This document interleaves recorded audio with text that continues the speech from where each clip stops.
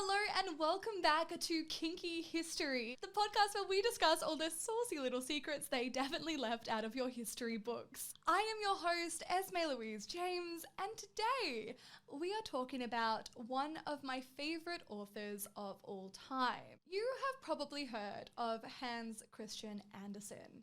He is responsible for writing such popular fairy tales as The Ugly Duckling, The Snow Queen, and even The Little Mermaid. Disney owes a lot to Andersen's legacy, but Andersen also had some pretty kinky history. In terms of the history of sexuality, I find him to be a truly fascinating figure. See, Andersen had various complicated relationships to his own identity, his own sexuality, and his own performance of gender. So today we are going to be talking all about the complicated sexual life of this prolific author. We will be talking about his incredibly high libido, as well as his love for self-gratification. We will be talking about his various romances with both men and women, and most importantly, we will be considering him as a historical asexual figure. Some of the most common comments that I get throughout my career creating kinky history are comments that say, I love kinky history so much and I don't understand why because I'm asexual, or people asking me to talk about asexual figures in history and ask if they ever existed.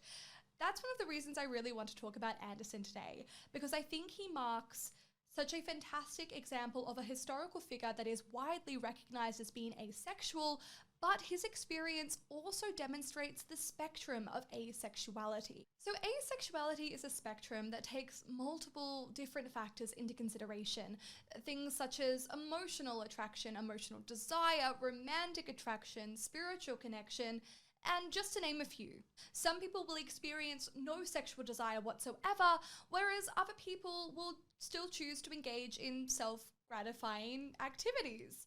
Some people will experience romantic attraction but have no physical desire for another person. And some people are just not interested in sex and romance, full stop. The point is that asexuality can look different to everyone, which is why I want to look today at Hans Christian Andersen and his own unique story in its place in history. So Andersen began from very humble beginnings. He was born in Denmark in 1805, and his family were certainly not well off. After his father died quite early in Andersen's life, his mother remarried and sent Andersen off to a school for the poor. It was here that he had to very quickly learn to support himself and took up a position as an apprentice to a tailor. However, Andersen would learn quite early on that he had an affinity for the arts. He was sent to become an actor at the Royal Danish Theatre and was believed to have an excellent soprano voice.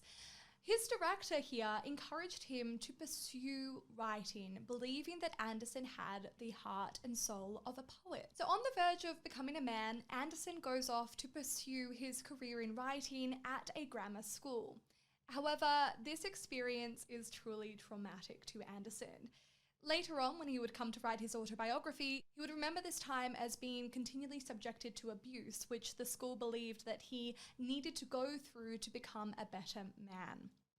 However, despite all of the hardship that Andersen went through during his period training to become a writer, he would complete his training by 1829 and would publish his first literary piece. His early work included a collection of poetry, plays, and travelogues, but by the 1830s, Andersen begins to write the fairy tales that we know him for today. Andersen's original work was published in small collections, but later he compiled them into larger volumes.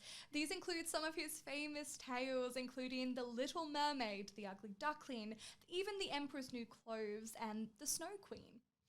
These stories were generally characterized by their very poignant themes, their imagery, and of course their continual moral lesson. Today, Andersen is celebrated as one of the greatest writers of all time, and so many of his stories have gone to inspire many adaptations, including Disney adaptations. The Snow Queen, for example, was tale which inspired the hit musical Frozen, and of course, The Little Mermaid needs no explanation. However, Andersen would also write some pieces that are potentially far less suitable for a Disney adaptation. The fairy tale mastermind behind these classics would also keep a very meticulous journal.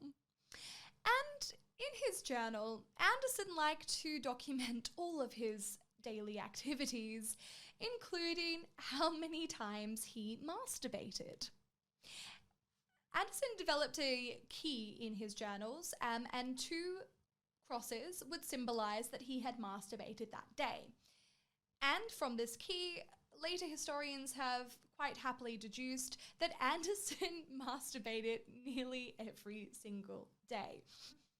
In fact, he loved self-gratifying so much that he would occasionally nip away in the middle of social gatherings to enjoy a masturbation session, with such beautiful notes as, "When they left, I enjoyed a doubly sensuous double cross." Now, on the days not marked with a double cross, which are definite abnormalities, Andersen would provide a reason as to why he didn't enjoy wrestling with his sea snake that day, such as writing in the margin of his diary, "penis sore."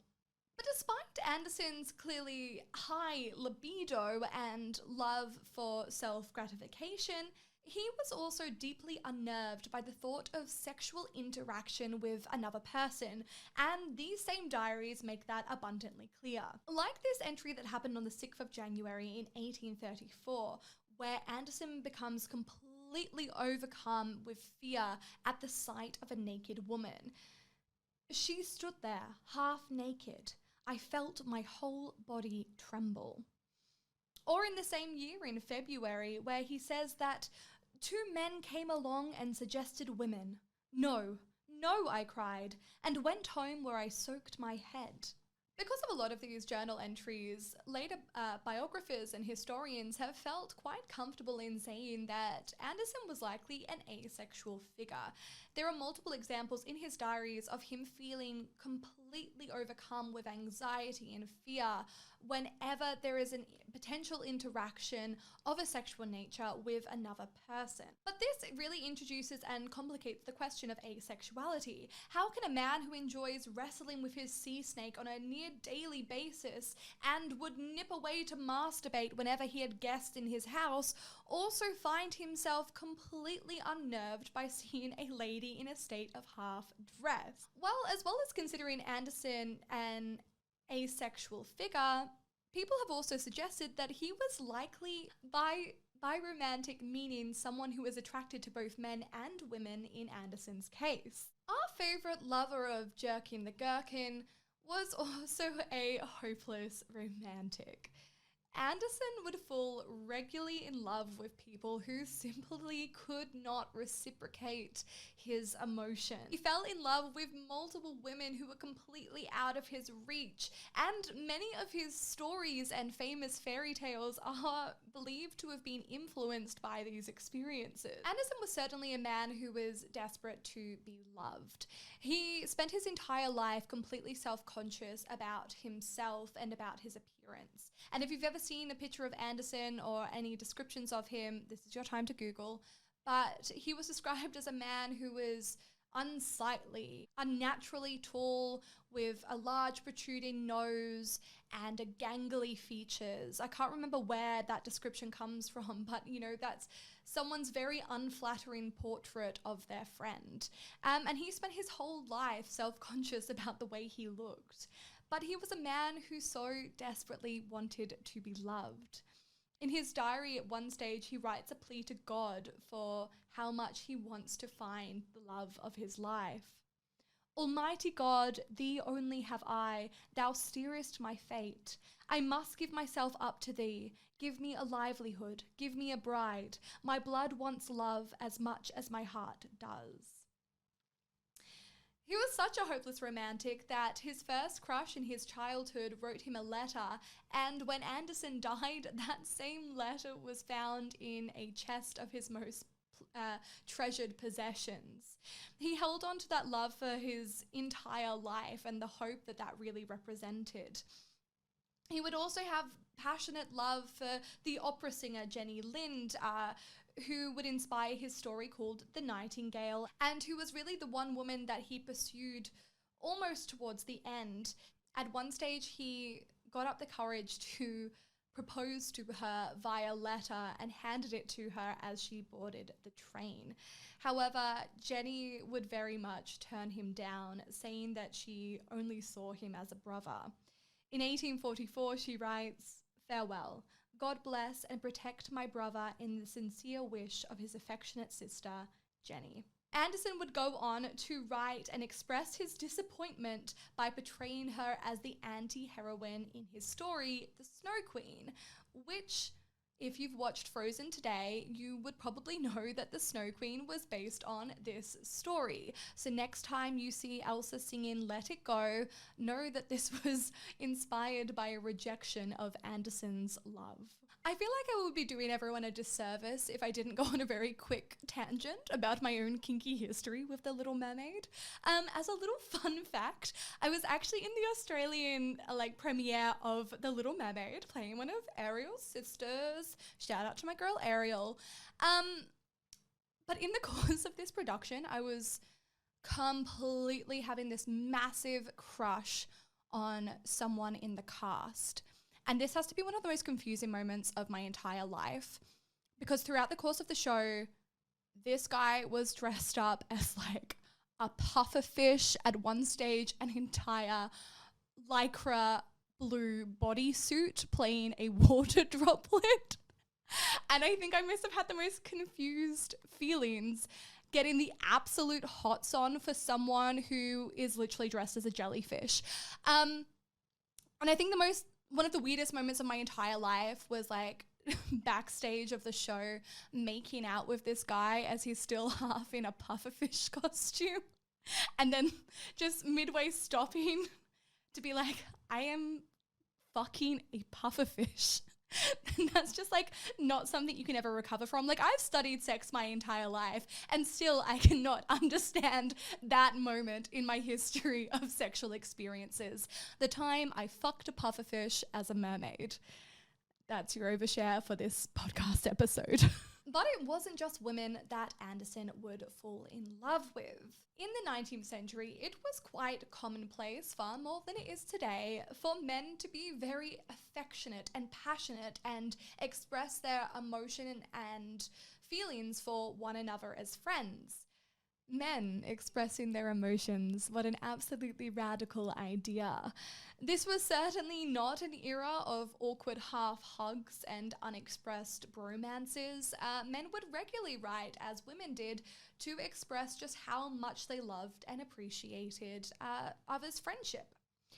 However, even in the convention of man of letters, Andersen very much crossed these boundaries. There's really no debate about that. In one instance, Andersen did have somewhat of a physical relationship with the hereditary Grand Duke. As he writes in one of his diaries, "The hereditary Grand Duke walked arm in arm with me across the courtyard, to the castle, to my room. Lovingly he kissed me, asked me to always love him as though he was just an ordinary person, asked me to stay with him this winter. He fell asleep with the melancholy, happy feelings that I was the guest of this strange prince at his castle and loved by him. It is like a fairy tale."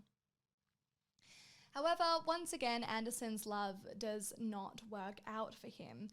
He would go on to try relationships with other men, such as the Danish dancer Harald Schroff, and this one would inspire his story, The Snowman. Some biographers have gone to suggest that this relationship may well have had some sexual connotations, but if not, it was definitely a romantic interaction. Schroff and Andersen would regularly have private dinners together. Andersen was gifted silver toothbrushes by Schroff on his 56th birthday, and they definitely had a very close relationship with one another. During one winter, the two men may well have had a full-blown love affair, and maybe some kind of sexual fulfillment. However, Andersen failed to have the discretion that was needed to pursue a homosexual relationship during this time, and many onlookers looked on at the relationship as being very improper and, if not, ridiculous. Andersen would himself refer to this period of his life as the erotic period, which he writes in his diary in 1862. But because of the controversy that this relationship saw from the public eye, Sharoff would break off whatever their relationship was, be it romantic or somewhat physical. And while Andersen would try and make amends and rekindle their love and spark, it was unfortunately to no avail.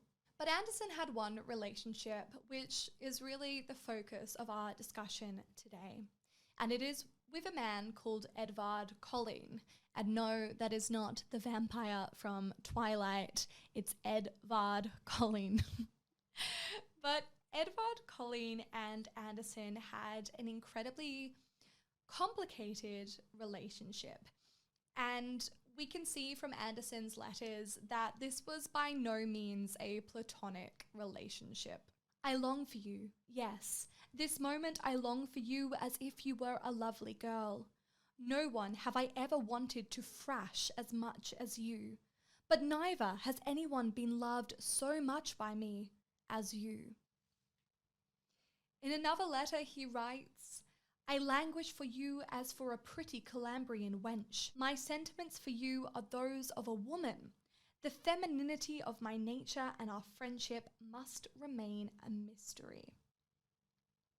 Andersen would also take quite romantic interactions with Edvard, such as giving him a poem about a rose, which very much is steeped in erotic imagery.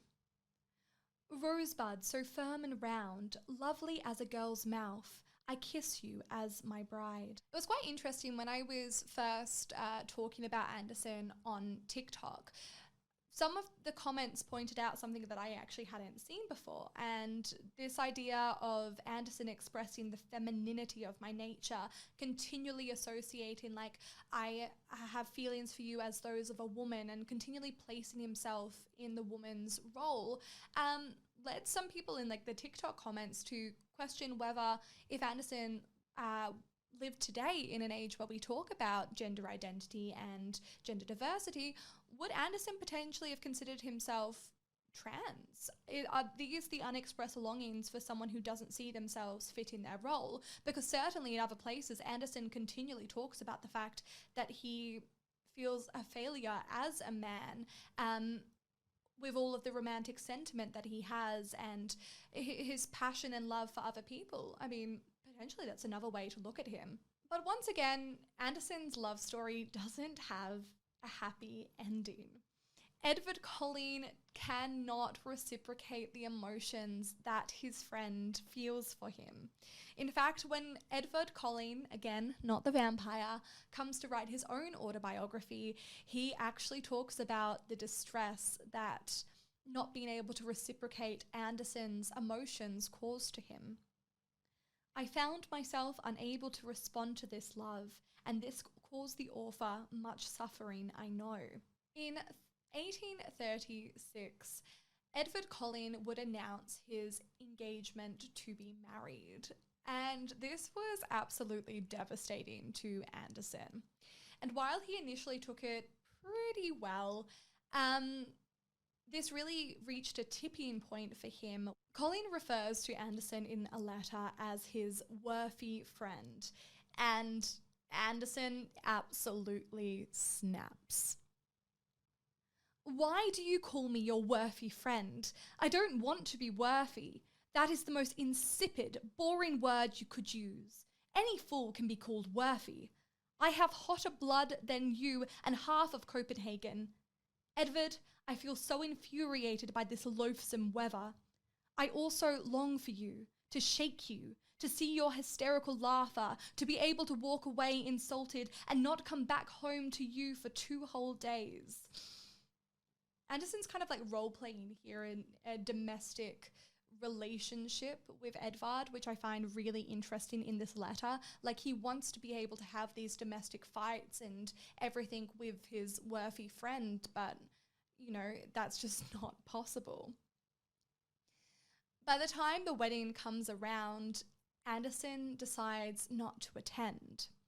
Instead, he takes himself on a writing retreat, and there he would write a story called The Little Mermaid. Now, you've likely watched the classic Disney adaptation as a child or as an adult, and maybe like myself, you spent countless hours in the pool trying to be a mermaid and recreating Ariel's little moment when she's like, part of your world, and her hair's kind of like everywhere, and yeah, you spent a lot of time doing that as a kid. Just me? Shit. But the original tale is a lot darker than this Disney-fied version. This tale is one that ends in absolute tragedy. This Ariel does not get her happy ending. In fact, she commits suicide and dissolves into the foam of the sea forever, with her soul lost for all eternity. Can we talk about dark? Ariel was the OG emo. But this story is also very much a manifestation of Andersen's unrequited desire for Edward Cullen. And why do we know this? Well as him writing the tale while Edward's wedding is going on, one of his closest friends, and he decides not to attend the wedding, Andersen would actually gift this story, The Little Mermaid, to Edward Cullen as a wedding present. Very much his way of expressing the things that he couldn't say, just like the Little Mermaid who loses her voice. Nautical imagery was a common way that Andersen expressed his queer desire to Edward throughout their relationship. In this letter, for instance, from 1835, he writes, "If you looked down to the bottom of my soul, you would understand fully the source of my longing and pity me. Even the open, transparent lake has its unknown depths, which no divers know." Let's just compare this with the opening of the original Little Mermaid tale. "We must not imagine that there is nothing at the bottom of the sea, but bare yellow sand. No, indeed, the most singular flowers and plants grow there, the leaves and stems of which are so pliant that the single agitation of the water causes them to stir as if they have life. Fishes, both large and small, glide between the branches as birds fly among the trees here upon the land." If we subscribe to this story of The Little Mermaid as an expression of Andersen's queer desire, we can see that Andersen also casts himself in the role of the Little Mermaid, the person who has the loveliest voice on any of the earth or in the sea, but tragically cannot speak outside of the water. This was another thing that was actually pointed out to me as a potential expression of trans desire, that the only way that Andersen feels that he can express his story by writing the story of a little mermaid who falls deeply in love with a man who becomes her friend and companion, and yet ultimately falls in love with someone else, someone who is truly human when she can only pretend to be human. In Andersen's world, humans are the only creatures that have an immortal soul. Mermaids are basically doomed to live their mortal life, and once they die, they just become part of the sea once more. They have no chance of living eternally like humans do in an afterlife. So after the Little Mermaid spies on the prince, she falls deeply in love with him, and she goes to make a deal just like she does in the Disney film to become human. In this tale, however, the sea witch wants far more than just her voice. The sea witch also decrees that every step that the Little Mermaid takes on land will feel like glass is penetrating into her feet, and she will be in a state of utter agony. Despite this and the lack of her voice, she must find a way for the prince to fall in love with her, or else she forfeits her life. And yet again, we see Andersen cast himself in a female role. We should probably pause here to mention the depiction of the Sea Witch in the Disney adaptation, one of the greatest Disney characters of all time. Ursula's design was inspired by a drag queen called Divine, who is very well known for her appearance in John Waters' movies. This is not just any old drag queen.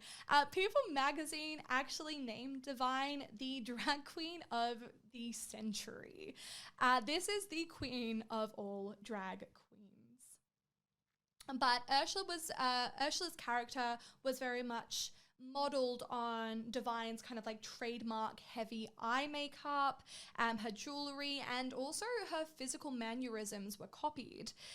Really unfortunately, Divine passed away the year before The Little Mermaid came out, so she never got to see her created persona become an animated classic character, who I think stands as one of the best characters ever created by Disney. Thank you very much, Divine. Despite everything that the Little Mermaid has sacrificed to get her man, the prince unfortunately feels his eyes turned away by a real princess. Just like the story of Edward and Andersen, the prince would go to announce his engagement to a different woman, and the Little Mermaid would be forced to watch on as the two lovers marry. It's here that she's given one last chance to keep her immortal soul as a human. The Sea Witch gives her a dagger and says that if she is able to kill the prince, she will be allowed to remain human and keep her immortal soul. However, the Little Mermaid can't kill the love of her life. So instead, she sacrifices her own life and dives off of the ship and becomes one again with the sea. The Little Mermaid lifted her glorified eyes towards the sun and felt them for the first time filling with tears. On the ship in which she had left the prince, there was life and noise. She saw him and his beautiful bride searching for her. Sorrowfully, they gazed at the pearly foam, as if they knew she had thrown herself into the waves. What would have happened if Andersen lived today? This is a question that I ask myself repeatedly as someone who has fallen in love deeply with the story of The Little Mermaid. If he had the terminology that we have today to express different factors of our identity, gender and sexuality, would he have a better way to have been able to manage his desire? Would all of his stories continue to end in tragedy, or would The Little Mermaid have had a better chance?